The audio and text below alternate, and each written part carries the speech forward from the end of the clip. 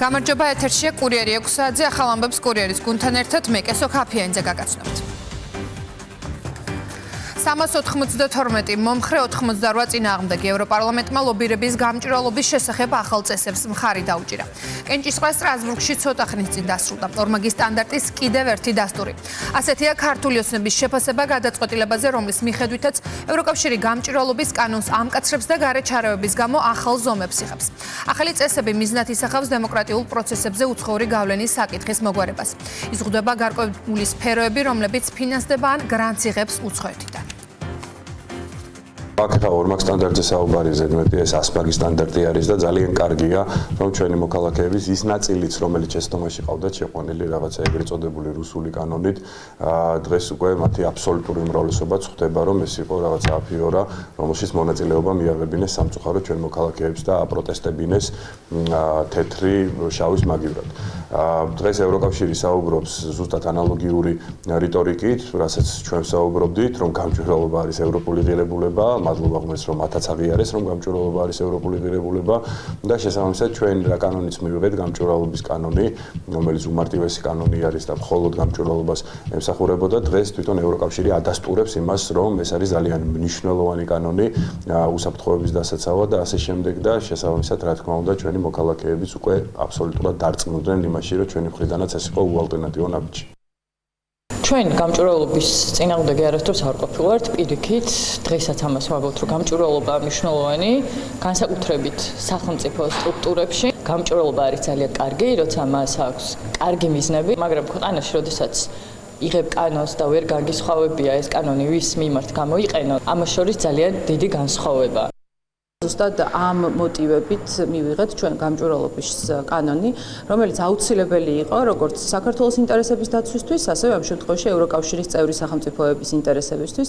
თუმცა ჩვენ ვხედავთ, როდესაც მარტაკოსი საუბრობს, რომ საქართველოში NGO სექტორი კანონის გვერდის ავლით უნდა დააფინანსოს და რაღაცნაირი ჩრდილოვანი პროცესი უნდა გახადოს საქართველოში ამ NGO-ების მეშვეობით გადაწყვეტილების მიღების პროცესში და პოლიტიკაში ჩარევის საკითხები და საკუთარ შემთხვევაში ისინი ყველაზე მკაცრ კანონმდებლობას იღებენ, საკმაოდ მკაცრ ქართულისგან განსხვავებითაც, რა თქმა უნდა, ვხედავთ, რომ ყველაფერი კარგი ალბათ საკუთარი თავისთვის ემეტებათ, ამ შემთხვევაშიც გამჭვირვალობის კანონი მათთვის, როგორც აღმოჩნდა, კარგია და სასარგებლოა, თუმცა ჩვენც ვიცით, რომ ეს საქართველოსთვისაც მნიშვნელოვანი იყო.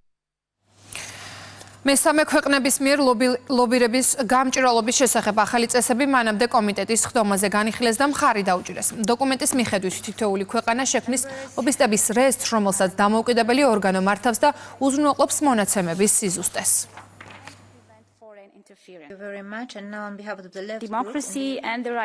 დემოკრატია არ არსებობს გამჭვირვალობისა და ანგარიშვალდებულების გარეშე. მესამე ქვეყნების ინტერესების წარმოდგენის გზებში ევროკავშირში გამჭვირვალობისა და ღიაობის დანერგვა აუცილებელია.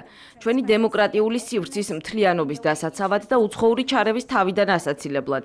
წევრი სახელმწიფოები სულ უფრო მეტად აკანონებენ ან იღებენ ზომებს ამ სფეროში ფრაგმენტული გზით. ევროკავშირის ფარგლებს გარეთ ვხედავთ ქვეყნებს, რომლებმაც მიიღეს კანონმდებლობა ამ საკითხზე. ამ კონტექსტში ეს დირექტივა არის ჩვენი ინსტრუმენტების ნაწილი გამჭვირვალობის უზრუნველსაყოფად და ჩარევის წინააღმდეგ საბრძოლველად. ეს არის უნგრეთის ან საქართველოს უცხოელი აგენტების კანონების კოპირება. ჩვენ გვინდოდა, რომ ეს ტექსტი გადაქცეულიყო ნამდვილ ზოგადი გამჭვირვალობის აქტად ყველა ლობისტის წინააღმდეგ, რათა თავიდან აგვეცილებინა საზღვარგარეთიდან მომდინარე საფრთხეები და დესტაბილიზაცია, მაგრამ ეს უარყოფილ იქნა. ეს კანონი მოახდენს იმ სამოქალაქო საზოგადოების სტიგმატიზაციას, რომლებიც თქვენთვის მიუღებელია. პრემიერ-მინისტრის ინტერპელაცია და პოლიტიკური შეფასებები. ირაკლი კოპახიძემ დეტალურად ისაუბრა იგლ ჰილსის უპრეცედენტო ინვესტიციაზე, რომლის მოცულობაც 6,5 მილიარდზე მეტია და იმ დადებით ეფექტზე, რასაც ის ქვეყანას მოუტანს. პრემიერის განცხადებით პროექტი ეკონომიკას 11 მილიარდით გაამდიდრებს. განხორციელების ეტაპზე შეიქმნება 24,000-ზე მეტი სამუშაო ადგილი, დასრულების შემდეგ კი 8,000-ზე მეტი. პროექტის სახელმწიფო ბიუჯეტში წელიწადში საშუალოდ 700 მილიონს შეიტანს. ირაკლი კოპახიძე გამოეხმაურა პროექტის წინააღმდეგ დაწყებულ დეზინფორმაციულ კამპანიასაც. მისი განცხადებით სახელმწიფო არ იღებს არავითარ ფინანსურ ვალდებულებას ჰილსის სასარგებლოდ და პარტნიორ კომპანიას არ აქვს მიწის გასხვისების შესაძლებლობა.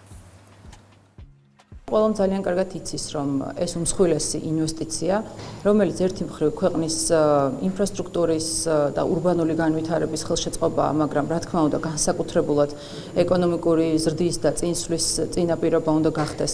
ასეთ პროექტზე თავდასხმა პირდაპირ ქვეყნის მტრობაა და განსაკუთრებით ისეთი აბსურდული საფუძვლებით, როგორიც არის მაგალითად ის, რომ თითქოს სახელმწიფომ ქართული მიწა გაასხვისა. ყველამ ძალიან კარგად დავინახეთ, გავიგეთ და მათ შორის პრემიერ-მინისტრის ინტერპელაციის დროსაც ნათლად გამოჩნდა, რომ სახელმწიფო რჩება პარტნიორად და მესაკუთრედ ამ მიწის, ამიტომ ტყუილია ეს სპეკულაციები. რაც თავარია, ყველა კარგად ხედავთ, რომ აი ეს აგორებული კამპანია ერთადერთისთვის მიმდინარეობს, რომ საქართველოს ეკონომიკა არ გაძლიერდეს და მათთვის, რა თქმა უნდა, ვინც ამ პროცესებს და ამ კამპანიას ასულდგმულებს, ერთი მხრივ სწორედ ის უცხოეთიდან დაფინანსებული NGO-ები და ონლაინ მედია საშუალებები, ხოლო მეორე მხრივ ეს აგენტურად გადაქცეული რადიკალი პოლიტიკოსები, რა თქმა უნდა, გვევლინებიან ქართული სახელმწიფოს ინტერესის და ამ ქვეყნის განვითარების მოწინააღმდეგეებად. საქართველოს სახელმწიფო ამბობს, რომ 33%-იან წელში შევიდა იმ მიწის საფასურით, რომელ მიწაზეც ეს დეველოპერული პროექტი უნდა განვითარდეს. ამ ვითარებაში ჩვენ პირველ რიგში გვაინტერესებს იმ მიწის საფასურის შესაბამისი 2/3 წილის შესაბამისი აგრეთვე თანხა, სად არის განთავსებული და რა ინვესტიცია შემოდის პირველ ეტაპზე არაბული მხარე. იმისთვის რომ გავსაზღვროთ, რომ პირველ ეტაპზე თუ ეს არის, შემდეგ ეტაპებზე სადღაც შეიძლება ეს თანხა 6 მილიარდამდე ავიდეს. დღეს მდგომარეობით ამის არავითარი მაჩვენებელი არ არის. უკიდურესი დილეტანტიზმია, რომ სამშენებლო პროექტის ბიზნეს გარიგება, დეველოპერული ბიზნეს გარიგება ექვემდებარებოდეს გრიფით საიდუმლოს. მარაზმში არის ეს ყველაფერი გადასული, არ იკმარეს ქსენოფობიური, ასე ვთქვათ, ნარატივი, მხოლოდ არაბიზაციის, ახლა უკვე რაღაცა მეჩეთების მშენებლობაზე საუბრობენ, არანაირ მეჩეთებზე არ არის საუბარი, არანაირ არაბიზაციაზე. ბატონმა პრემიერმა ისიც აღნიშნა, რომ დაახლოებით 16,000 ბინის, ასე ვთქვათ, გაყიდვა იგეგმება ორივე პროექტის ფარგლებში, თბილისსა და გონიოსზე მაქვს მესაუბარი და მაშინ, როდესაც უცხოელები წელიწადში საშუალოდ ყიდულობენ 15,000 ბინას საქართველოში და არანაირი დემოგრაფიული რისკის წინაშე ჩვენი ქვეყანა არ დამდგარა. ოპოზიცია მით უმეტეს ხარ, როდესაც ლელოზე არის საუბარი, ბიზნესმენები არიან, ბატონი ჯაფარიძე, ბატონი ხაზარაძე და მათ ყველაზე კარგად ესმით, თუ რამდენად მნიშვნელოვანი არის ეს ინვესტიცია საქართველოსთვის, ჩვენი ეკონომიკური განვითარებისთვის და შესაბამისად რადგან ეს წარმატება იქნება პირდაპირ ასოცირებული, რა თქმა უნდა, ქართული ოცნების ხელისუფლებასთან, მათ ყველანაირად სურთ, რომ ხელი შეეშალოს ესეთი ინვესტიციის ჩადება საქართველოში და ნუ რაღაც აბსურდულ ასე ვთქვათ, რიტორიკაზე არიან გადასულები, მგონია რომ თვითონაც თავს უხერხულ მდგომარეობაში გრძნობენ, როდესაც ესეთ თემებზე საუბრობენ, მათ ყველაზე კარგად უნდა ესმოდეთ, რომ ესეთი ტიპის ხელშეკრულებებს აქვთ, ესეთი ტიპის ხელშეკრულებები არ საჯაროვდება. ეს არის ძალიან მსხვილი საინვესტიციო ჯგუფი, რომელიც ბევრ ქვეყანაში მოქმედებს და მომავალშიც რა თქმა უნდა გააგრძელებს სხვადასხვა ქვეყნებში ინვესტიციის შესვლა, შესაბამისად არის რაღაცა დეტალები, რომელიც მას არ აწყობს, რომ იყოს გასაჯაროებული, იქიდან გამომდინარე, რომ უფრო მეტი სივრცე დარჩეს, შემდგომ უკვე მოსალაპარაკებლად დანარჩენი ქვეყნების თავრობებთან, როდესაც გადაწყვეტ კონკრეტულად რომელიღაცა ქვეყანაში კიდევ ინვესტიციის გაკეთებას. იგლ-ჰილსის ინვესტიციასთან ერთად პარლამენტში პრემიერ-მინისტრმა ვრცლად ისაუბრა განათლების ახალ რეფორმაზე. ირაკლი კობახიძის განცხადებით რეფორმის პირველი ფაზა სექტემბრამდე დასრულდება, მეორე კი 5 წლიან პერიოდს მოიცავს. სახელმწიფო უნივერსიტეტებში უნდა გადაიხედოს საკადრო პოლიტიკა სრულ განაკვეთზე მომუშავე პროფესორის ანაზღაურება 10,000 ლარზე მეტი უნდა იყოს. მთავრობის მეთაურის თქმით, დასახვეწია სტუდენტის დაფინანსების სისტემა. სწავლის ხანგრძლივობა უნდა განისაზღვროს სისტემით 3+1+1. უნდა დაინერგოს პრინციპი ერთი ქალაქი, ერთი ფაკულტეტი. თავარი მიზანი კი უმაღლესი განათლების ხარისხის გაზრდაა. ამ ქვეყანაში რომ განათლება პრობლემაა, ეს ახალი არ არის. მათ შორის გუშინ ჩვენ კითხვები დავსვით, ჩვენ იქ არგუმენტებს არ ვიძახდით, რატომ არის ცუდი. მაგისთვის არ ვიყავით გუშინ შეკრებილები, ვიყავით გუშინ შეკრებილები იმისთვის, რომ მისგან მოგვესმინა პასუხები. დეტალურად ახსნა გუშინ პრემიერ-მინისტრმა ყოველი ის ცრუ ბრალდებები თუ მანიპულაციები, რაც საზოგადოებაში არსებობს. ძალიან მკაფიოდ მოხდა განმარტება, რომ ამ რეფორმით ჩვენ ვრჩებით ბოლონიის პროცესში 11 წელში მოსწავლე მიიღებს ყველა იმ ცოდნას, რაც თავსებადი იქნება საერთაშორისო შემდგომ უკვე სხვაგან სწავლის გაგრძელების კომპონენტში. ასევე ძალიან მნიშვნელოვანი ინიციატივა არის 3+1+1. დეტალურად შევისწავლით შრომის ბაზრის მოთხოვნებს და ამ შრომის ბაზრის მოთხოვნებზე იქნება დაფუძნებული სწავლება სახელმწიფო უნივერსიტეტებში. თბილისის საქალაქო სასამართლოში 4 ოქტომბრის მოვლენებთან დაკავშირებით დაკავებული პირების პროცესი იმართება. დღეს პირველ ნახევარში სასამართლომ 54 ბრალდებულიდან 27-ის საქმე განიხილა. ყველა მათგანის მიმართ შეფარდებული პატიმრობა მოსამართლემ ძალაში დატოვა. ადვოკატები კი გირაოს შუამდგომლობას აყენებდნენ. დაკავებულებს ჯგუფურად ძალადობაში მონაწილეობა და სტრატეგიული ობიექტის ხელში ჩაგდების მცდელობა ბრალდებათ.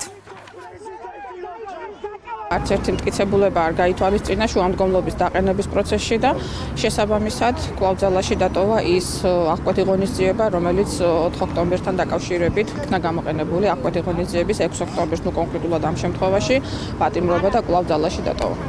13 პირზე თითქმის ერთი და იგივე არგუმენტები იქნა გამოყენებული, რაც ამ შემთხვევაში არ არის სამართლიანი და გვიჩენს იმ განცდას, რომ სასამართლო ამ შემთხვევაში ჭეშმარიტებას არ ეძებს. ბრალდების მხარემ კვლავ მოითხოვა ყველა ბრალდებულის მიმართ აღკვეთი ღონისძიების სახით პატიმრობის გამოყენება, რაც სასამართლომ გაიზიარა და ყველა მათგანი დატოვა პატიმრობაში. ჩვენი ძირითადი არგუმენტები ემყარებოდა იმას, რომ მათი მხრიდან არსებობდა მიმალვისა და ახალი დანაშაულის ჩადენის საფრთხე, ახალი დანაშაულის ჩადენის საფრთხეს ასაბუთებდა თავად მათი ქმედების ხასიათი ის, რომ მათ ჩადენილი ჰქონდათ ჯგუფური ძალადობა, რამაც გამოიწვია რბევა, ცეცხლის წაკიდება, არაერთი ნივთის დაზიანება, ფიზიკური ზიანი სხვა პოლიციელის მიმართ, რომელსაც თავს დაესხნენ აღნიშნული ბრალდებულები და ასევე რაც თავარია, მათ ჩადენილი ჰქონდათ სტრატეგიული ობიექტის პრეზიდენტის სასახლის ხელში ჩაგდების მცდელობა. თითოეულ ბრალდებულთან მიმართებაში არის ვიდეო ჩანაწერი, სადაც ნათლად ჩანს მათ მიერ განხორციელებული ქმედებები, ის თუ როგორ ახორციელებენ ისინი ჯგუფურ ძალადობას და ზოგიერთი მათგანი როგორც ცდილობს პრეზიდენტის სასახლის ხელში ჩაგდებას. აღნიშნულ ვიდეო ჩანაწერებზე ასევე ჩატარებული ექსპერტიზა და ყველა ექსპერტიზა ადასტურებს იმას, რომ ისინი არიან ნამდვილად ვიდეო ჩანაწერებზე. იმერეთის პოლიციამ განსაკუთრებით დიდი ოდენობით ნარკოტიკი ამოიღო. დაკავებულია ერთი პირი. სამართალდამცველებმა ბრალდებულის პირადი ჩხრეკისას, ასევე მის მიერ მითითებული ადგილებიდან სარეალიზაციოდ გამზადებული განსაკუთრებით დიდი ოდენობით 32 შეკვრა დაფასებული ნარკოტიკული საშუალება მეთადონი ნივთმტკიცებად ამოიღეს.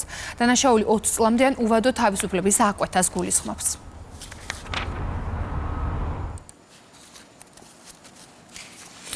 საპატრულო პოლიციამ თბილისში უკანონო ცეცხლსასროლი იარაღები და საბრძოლო მასალა ამოიღო. დაკავებულია ორი პირი. პატრულ ინსპექტორებმა ბრალდებულები თბილისში ავტომობილებით გადაადგილებისას გადამოწმების მიზნით სხვადასხვა დროს შეაჩერეს. სამართალდამცველებმა ავტომობილების ჩხრეკის შედეგად უკანონო ცეცხლსასროლი იარაღები, საბრძოლო მასალა და მჭიდები ნივთმტკიცებად ამოიღეს. დანაშაული 7 წლამდე ვადი თავისუფლების აღკვეთას ითვალისწინებს. სახელმწიფო უსაფრთხოების სამსახურის კონტრდაზვერვის დეპარტამენტმა გამოავლინა თურქეთისა და საქართველოს ორმაგი მოქალაქეობის მქონე 1 და საქართველოს მოქალაქეობის მქონე 3 ადამიანი, რომლებიც ყავ დოკუმენტაციას ამზადებდნენ. ბრალდებულებმა თურქეთის 16 მოქალაქეს საქართველოში ბინადრობის ნებართვის მისაღებად იუსტიციის სამინისტროს სახელმწიფო სერვისების განვითარების სააგენტოში წარსადგენი ყალბი დოკუმენტები დაუმზადეს. გამოძიების მიხედვით კონკრეტულ კომპანიებთან სხვადასხვა ფორმით დაკავშირებული პირები, ბუღალტერი, თარჯიმანი და სხვა პოზიციაზე მომუშავეები სარგებლობდნენ კომპანიის დირექტორების პირადი მონაცემებით და ხელმძღვანელებისგან ფარულად მათი სახელით თურქეთის მოქალაქეებს უფორმებდნენ ყალბ შრომით ხელშეკრულებებს. თითქოს და ეს ადამიანები ამ კომპანიებში გარკვეულ თანამდებობებზე მუშაობდნენ. ბრალდებულებს 3 წლით თავისუფლების აკვეთა ემუქრებათ. პრეზიდენტმა მიხეილ ყაველაშვილმა პრემიერ-მინისტრის და პარლამენტის თავმჯდომარის წარდგინებით ონკოლოგიის სამეცნიერო კვლევითი ცენტრის დირექტორი, მედიცინის მეცნიერებათა დოქტორი, პროფესორი კონსტანტინე მარდალეიშვილი საქართველოს სახელმწიფო ჯილდოთი ბრწყინვალების ორდენით დააჯილდოვა. საქართველოს სახელმწიფო ჯილდო კონსტანტინე მარდალეიშვილს საქართველოში ონკოლოგიური ქირურგიისა და მედიცინის განვითარებისთვის მეცნიერების სფეროში გამორჩეული მიღწევისა და საქართველოსთვის გაწეული აღმატებული ღვაწლისთვის გადაეცა. პრეზიდენტის განცხადებით კონსტანტინე მარდალეიშვილი გამორჩეული ექიმია და მისი ღვაწლი განსაკუთრებული და დასაფასებელია. ულოცავ ბატონ კოტეს საპატიო ჯილდოს ბრწყინვალების ორდენს. ეს გახლავთ გამორჩეული ექიმი, სამედიცინო სფეროს წარმომადგენელი, მთელი საქართველოსთვის განსაკუთრებული ადამიანი, რომელმაც ონკოლოგიაში შექმნა თანამედროვე საშუალებები, რითაც ძალიან ბევრი ჩვენი თანამოქალაქე გადაარჩინა. მისი ღვაწლი, მისი შრომა განსაკუთრებული არის ხალხის სიყვარული, მისდამი და ნამდვილად გახლავთ არა მარტო სამედიცინო სფეროში ყველასთვის მისაბაძი ადამიანი. ჩვენთვის განსაკუთრებულად მნიშვნელოვანია, რომ ასეთი დიდი ღვაწლი ფასდებოდეს და ეს იყოს სამაგალითო კარიერა შემდგომი თაობისთვის. ამიტომ მინდა ვისარგებლო შესაძლებლობით ძალიან დიდი ღვაწლისთვის ბატონ კოტეს მადლობა გადაუხადო. რა ჩვენ გამიზნული გვაქვს ცხოვრებაში, ახლის გაკეთება, მომავალი პროექტების განხორციელება და ასე შემდეგ და ასე შემდეგ, ეს კიდევ ერთი დამატებითი სტიმული იმისათვის, რომ ჩვენ შევძლოთ ამის განხორციელება. ვფიქრობ, რომ ეს მართლაც ის ჯილდოა, რომელიც გავალდებულებს ცხოვრებაში გაცილებით მეტის და მეტის გაკეთება. საქართველოს პრემიერ-მინისტრი ირაკლი კობახიძე საქართველოში ისრაელის სახელმწიფოს ახლა დანიშნულ ელჩს ხვდა. მთავრობის მეთაურმა ელჩს დიპლომატიური მისიის დაწყება მიულოცა და წარმატებები უსურვა. შეხვედრაზე ხაზი გაესვა საქართველოსა და ისრაელს შორის არსებულ მრავალსაუკუნოვან მეგობრობას და მჭიდრო პარტნიორობას. განიხილეს სხვადასხვა სფეროში ურთიერთობების შემდგომი გაღრმავების შესაძლებლობები. საუბარი შეეხო სავაჭრო ეკონომიკური კავშირების გაძლიერებასა და ტურიზმის მიმართულებით არსებული თანამშრომლობის მნიშვნელობას. მთავრობის მეთაურმა ხაზი გაუსვა ხანგრძლივი მშვიდობისა და სტაბილურობის უზრუნველყოფის მნიშვნელობას. ეკონომიკისა და მდგრადი განვითარების მინისტრმა მარიამ ქრუიშულმა მონაწილეობა მიიღო ტრანსკასპიური სატრანსპორტო კორიდორისა და დაკავშირებადობის საინვესტიციო ფორუმში. ღონისძიება ევროკავშირის თანაორგანიზებით უზბეკეთის დედაქალაქში გაიმართა. ეკონომიკის მინისტრი ასევე მოხსენებით გამოვიდა ევროკავშირის ცენტრალური აზიის, სამხრეთ კავკასიისა და შავი ზღვის რეგიონის ქვეყნების ტრანსპორტის მინისტერიალზე, რომელშიც ევროკომისრები, ასევე ფორუმში მონაწილე ქვეყნების ტრანსპორტის მინისტრები, ელჩები და დარგის ექსპერტები მონაწილეობდნენ. მინისტრმა ფორუმის მონაწილეებს საქართველოს მთავრობის ხედვა და გეგმები წარუდგინა. ფორუმის ფარგლებში მარიამ ქრუიშულმა სხვადასხვა ქვეყნების ტრანსპორტის მინისტრებთან ორმხრივი შეხვედრები გამართა. ჯამში 7 მილიარდი დოლარის ინვესტიციას განახორციელებს საქართველოს მთავრობა, რის ფარგლებშიც განვითარდება ანაკრიის ღრმაწლოვანი პორტი, ისევე როგორც მოხდება სრული მოდერნიზება საქართველოს რკინიგზის, განვითარდება და აშენდება მაგისტრალური გზები, ისევე როგორც ახალი საერთაშორისო აეროპორტი. ძალიან მნიშვნელოვანი ღონისძიება იყო ჩვენი ქვეყნისთვის, მოგვეცა საშუალება, რომ ვრცლად გვესაუბრა ჩვენი ქვეყნის განვითარების გეგმებზე და მათ შორის საქართველოს უმნიშვნელოვანეს როლზე, როგორც ტრანზიტული ლოგისტიკური ჰაბის, ტრანსკასპიური დერეფნის, ისევე როგორც შუა დერეფნის მარშრუტზე. საქართველოსთან ერთობლივი ძალისხმევით მუშაობთ შუა დერეფნის განვითარებაზე. სიტყვით გამოსვლისას მე ხაზი გავუსვი, რომ საქართველო როგორც საზღვაო ქვეყანა არის დამაკავშირებელი კარიბჭე ცენტრალურ აზიასა და ევროკავშირს შორის. ამდენად ძალიან მნიშვნელოვანია ჩვენი კომუნიკაცია საქართველოსთან. ახალი სატრანსპორტო დერეფნების დივერსიფიცირებული მარშრუტების შექმნისა და არსებულის განვითარების მიმართულებით. საქართველოსა და უზბეკეთს შორის ასევე ვითარდება ტურიზმის სექტორი. იზრდება საავიაციო მიმოსვლა, რაც ხელს უწყობს ორმხრივი ეკონომიკური კავშირების გაღრმავებას. პირველად ევროკავშირის დაინტერესებით და ასევე ცენტრალური აზიის და მეზობელი ქვეყნების თანამშრომლობით საქართველო არის ამ პროექტში უმნიშვნელოვანესი ქვეყანა, რომელმაც პრაქტიკულად შავი ზღვის პირეთიდან ევროპის მისამართით მთელი ძირითადი ტვირთები უნდა გაატაროს.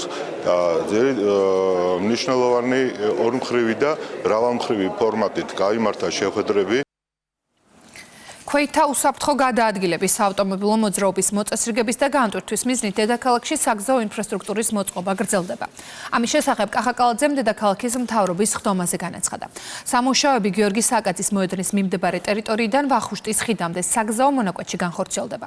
ტერიტორიაზე ვახუშტის ხიდიდან გიორგი სააკაძის მოედნის მიმართულებით სავალი ნაწილიდან გამოიყოფა საზოგადოებრივი ტრანსპორტის ზოლი. ასევე უსაფრთხო საფეხმავლო გადაადგილებისთვის მოეწყობა კუნძულები და ზებრა გადასასვლელები.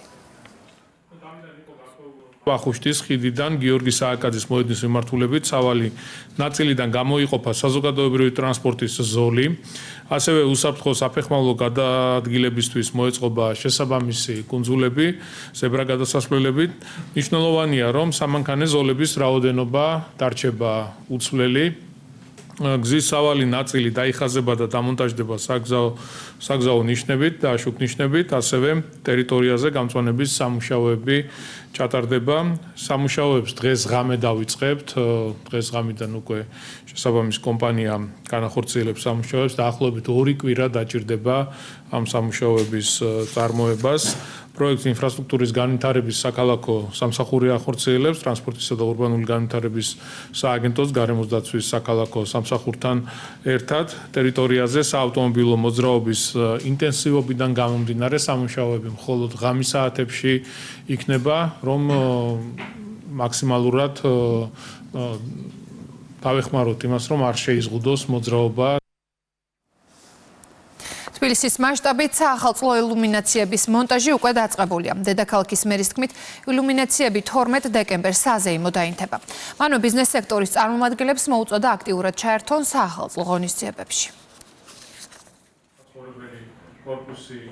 ქალაქში უკვე დაწყებულია საახალწლო განათებების მონტაჟი და 12 დეკემბერს ჩვენ უკვე ქალაქს გავანათებთ.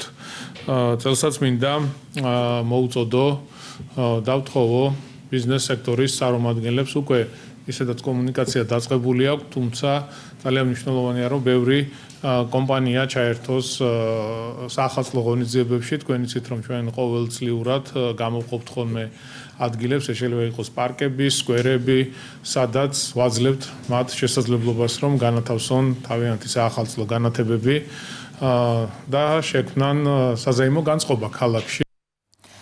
CESCO-სა და საქართველოს ადვოკატთა ასოციაციას შორის ურთიერთთანამშრომლობის მემორანდუმი გაფორმდა.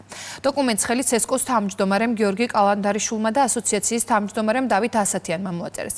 მემორანდუმი მიზნად ისახავს მხარეებმა ითანამშრომლონ და ხელი შეუწყონ საარჩევნო პროცესებში ნოვაციებისა და ელექტრონული ტექნოლოგიების დანერგვასთან დაკავშირებით ასოციაციის წევრთა ინფორმირებასა და ცნობიერების ამაღლებას. საქართველოს ადვოკატთა ასოციაციასთან გავაფორმეთ მემორანდუმი, რომელიც წარმოადგენს მყარ საფუძველს ინსტიტუციური თანამშრომლობის გაღრმავებისა და გაძლიერებისთვის.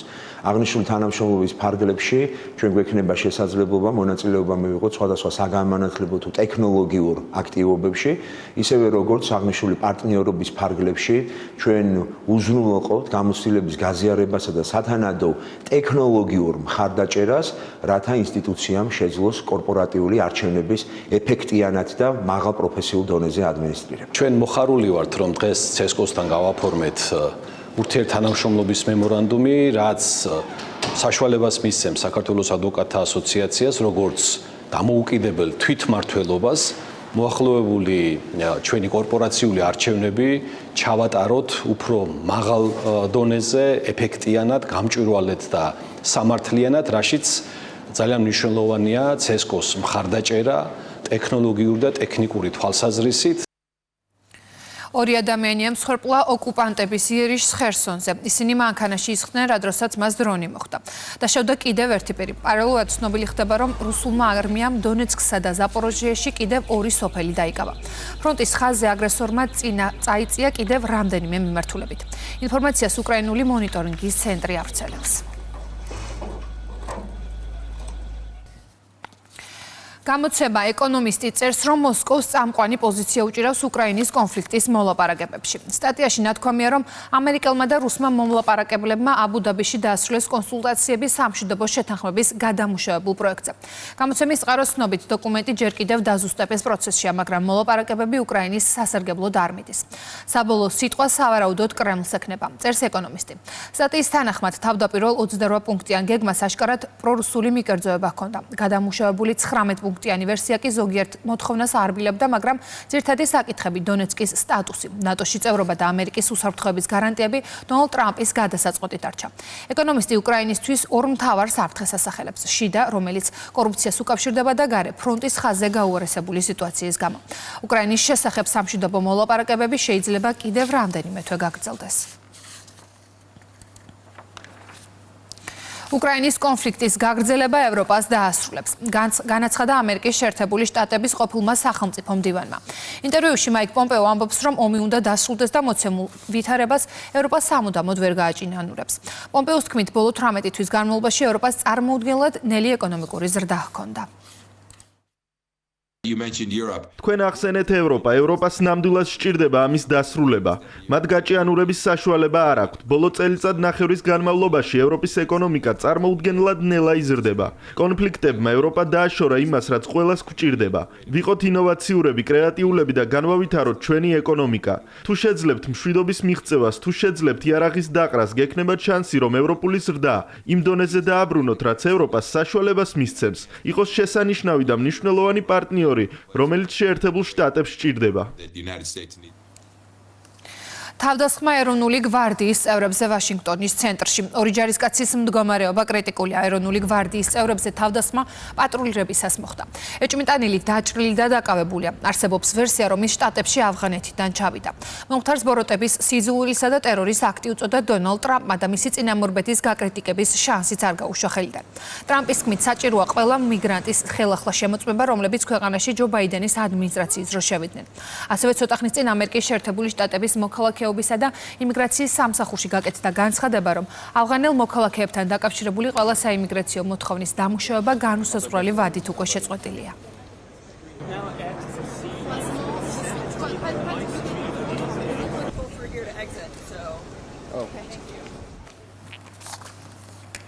$44-მდე გაიზარდა ხანძრის შედეგად დაღუპულთა რაოდენობა ჰონგ-კონგში. დაკარგულად ითვლება 280-მდე ადამიანი. მეხანძრეები მრავალსართულიან საცხოვრებელ კომპლექსში გარჩენილი ხანძრის ჩაქრობას ამდრომდე ცდილობენ.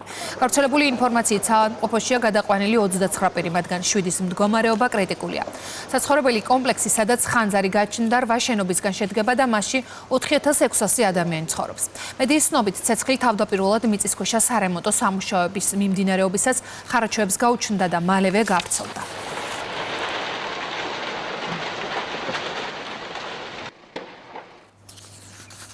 რომის პაპი ლეო მე-14 თურქეთში ჩავიდა. პონტიფიკოსი ქემალ ათათურქის მავზოლეუმს ეწვია და ქვეყნის პრეზიდენტს რეჯეფ ტაიპ ერდოღანს შეხვდა. რომის პაპი ქვეყანაში 3დღიანი ვიზიტის ფარგლებში ანკარას შემდეგ სტამბოლში გაემგზავრება. პონტიფიკოსად არჩევის შემდეგ ეს ლეო მე-14-ის პირველი ოფიციალური ვიზიტია საზღვარგარეთ. ცნობილია, რომ პაპი ლიბანშიც ჩავა.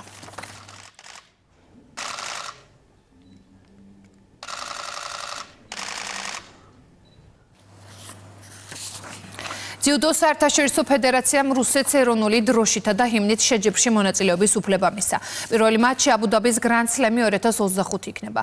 ბოლო დროს განვითარებული მოვლენების გათვალისწინებით მათ შორის ბელარუსის სპორტსმენებისთვის ეროვნული წარმომადგენლობის სრული აღდგენის გათვალისწინებით ჯიუდოს საერთაშორისო ფედერაცია ახლა მიზანშეწონილად მიიჩნევს რუსის სპორტსმენების მონაწილეობას თანაბარი პირობებით. აღნიშნულია ჯიუდოს საერთაშორისო ფედერაციის ოფიციალურ ვებგვერდზე. ასევე ვკითხულობთ, რომ სპორტი უნდა დარჩეს ნეიტრალური, დამოუკიდებელი და პოლიტიკური გავლენის თავისუფალი. გმირის დღე ამ სახელწოდების შეხვედრა თელავში გაიმართა. პროექტის ინიციატორი ქალთა და ბავშვთა საკითხებზე მომუშავე პარლამენტის დროებითი კომისია.